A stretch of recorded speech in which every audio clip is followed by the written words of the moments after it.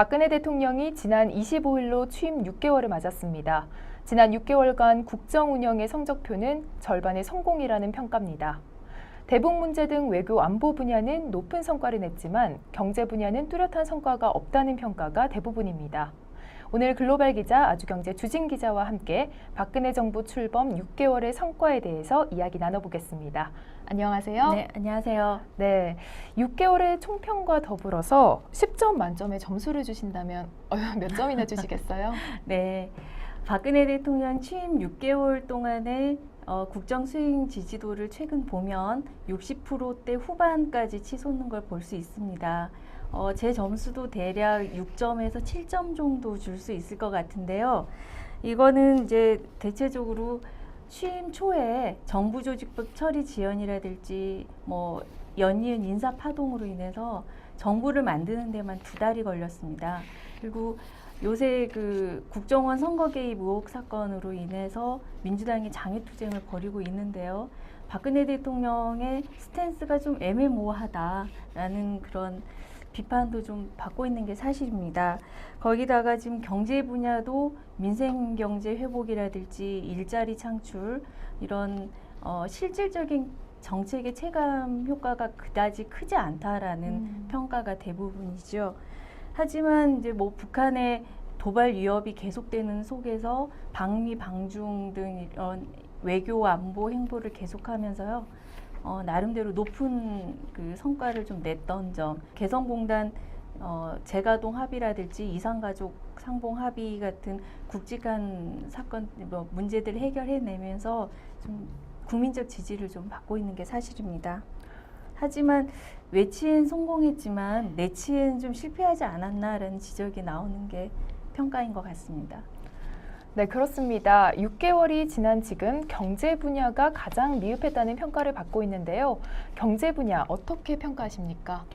네, 지난 6개월 동안 보면 추가 경정 예산이라든지 뭐 부동산 시장 안정화 대책, 뭐 벤처 대책, 그리고 뭐 투자 활성화 대책 이런 단기 부양적인 정책들을 많이 쏟아냈죠. 하지만 이게 실질적인 효과로 나타나는 데는 좀 시간이 걸리는 것으로 보입니다. 뭐 국민들이 생각할 때도 뭐 치솟는 물가라든지 뭐 청년 실업도 늘었고요. 가계 부채도 굉장히 늘었습니다. 뭐 전 월세가 뭐 대란이라고 할 정도로 부동산 시장은 굉장히 불안해지고 있죠. 그리고 경제 성장률도 3%에서 2.3%로 지금 하향 조정하는 이런 상황에서 경제 전망은 상당히 어둡다고 볼 수 있습니다. 일단 경제 정책에서 경제 민주화 부분은 어느 정도 성과가 있다라는 평가가 나오는데요. 특히 뭐 실제 뭐 하도급법 개정안이라든지 일감 몰아주기 규제 방안이라든지 이런 각종 입법들이 통과되면서 경제 민주화를 이루어내는 제도적 장치는 어느 정도 마련됐다라고 생각하는 것 같습니다. 하지만 지금 재벌 엄사를 너무 받아주는 거 아니냐, 경제 민주화 의지가 좀 쇠퇴되는 거 아니냐라는 그 야당의 지적이 있는 게 사실입니다. 네, 그렇습니다. 하반기 정부 국정 운영에 또 주목이 가는데요. 박근혜 대통령이 앞으로 보강해야 하고 또 풀어나가야 할 과제는 무엇이 있을까요? 네. 최우선 과제로는 역시 박 대통령이 강조했던 경제 활성화 대책, 일자리 창출 방안 뭐 이런 내용들이 주가 되겠습니다. 특히 뭐 국민들이 지난번에 세법 개정안 문제로 상당히 그 반발 여론이 컸던 만큼 국민들에게 체감할 수 있는 정책을 어느 정도 펼쳐나갈 수 있는 것인가, 특히 복지 정책에 있어서 지금 135조라고 하는 재원을 어떻게 마련할 것인지 9월 국회에서 예산안 발표가 있고 난 다음엔 증세 논란이 불가피할 수밖에 없을 것 같습니다. 지금 양건 감사원장 전격 사태로 인사파동이 다시 재현될 조짐도 보이고 있는데요. 청와대 외압이 있었느냐 없었느냐 진실게임을 떠나서 일단 박 대통령이 취임 6개월 동안 주요 공기업 인사를 지금까지 하나도 하질 못했어요. 그만큼 일각에서는 인재풀이 너무 빈약해서 그런 거 아니냐는 지적도 나오고 있는데요.